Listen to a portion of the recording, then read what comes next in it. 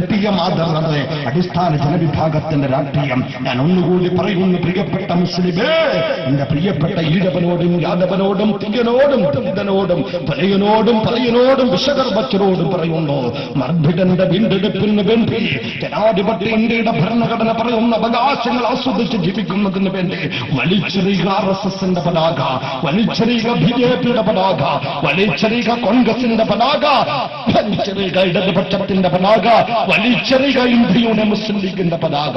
ഞാൻ പറയുന്നു, വിശകലന മനസ്സോടെ മുറുകെ പിടിക്കുക സോഷ്യൽ ഡെമോക്രസി, സാമൂഹിക ജനാധിപത്യം. ഇത് നിങ്ങള് വിഘോഷത്തിന്റെ ഭാഷ്യമല്ല.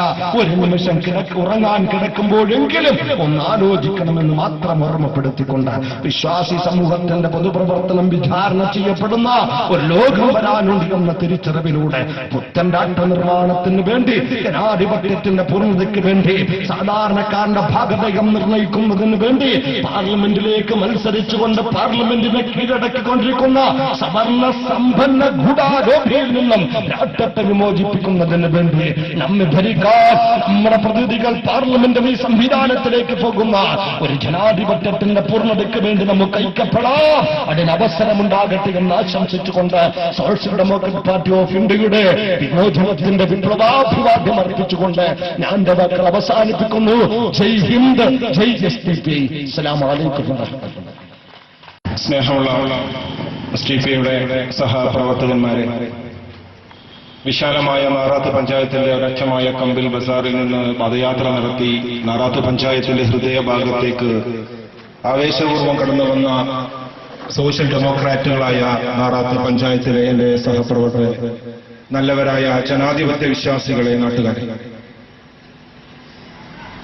കഴിഞ്ഞ വർഷം ഈ ഏപ്രിൽ 13-ാം തീയതി 14-ാം തീയതിയൊക്കെ നാറാത്ത് പഞ്ചായത്തിലെയും അതുപോലെ അതിന്റെ പരിസര പ്രദേശങ്ങളിലും social democratic party of India അങ്ങ് ഒലിച്ചുപോയി എന്ന് പല ആളുകളും പല ഫിത്നയും ഫസാദും പറഞ്ഞു. പക്ഷേ കൃത്യം ഒരു വർഷം കഴിഞ്ഞിട്ടും നാറാത്ത് പഞ്ചായത്തിന്റെ ഹൃദയഭാഗങ്ങളിൽ വളരെ ആവേശകരമായ പ്രവർത്തനങ്ങൾ ഞങ്ങൾ നടത്തിക്കൊണ്ടിരിക്കുന്നു എന്നതിന്റെ തെളിവാണ് സോഷ്യൽ ഡെമോക്രാറ്റിക് പാർട്ടി ഓഫ് ഇന്ത്യയുടെ ഈ നാറാത്ത് പഞ്ചായത്ത് പൊതുയോഗമെന്ന് പറയാൻ ഞാൻ ആഗ്രഹിക്കുകയാണ്. ഞങ്ങള് നേരത്തെ സംസ്ഥാന വൈസ് പ്രസിഡന്റ് അഷ്റഫ് മൗലവി പറഞ്ഞതുപോലെ വലിയ വിശാലമായ ഒരു രാഷ്ട്രീയ പാർട്ടിയൊന്നുമല്ല.